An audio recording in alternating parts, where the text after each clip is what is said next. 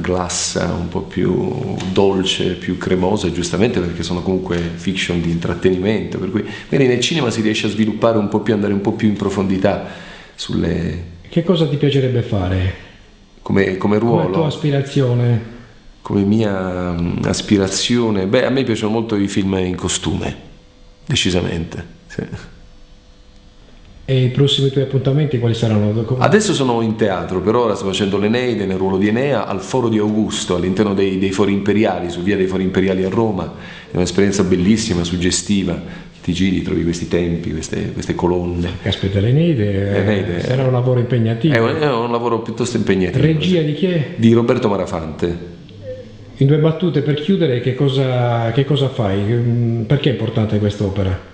Quest'opera è importante perché è attuale, perché parla di profughi, parla di esuli. L'Eneide, Enea prende e va via dalla sua patria, l'abbandona, e oggi voglio dire qualcosa di attuale che ci appartiene.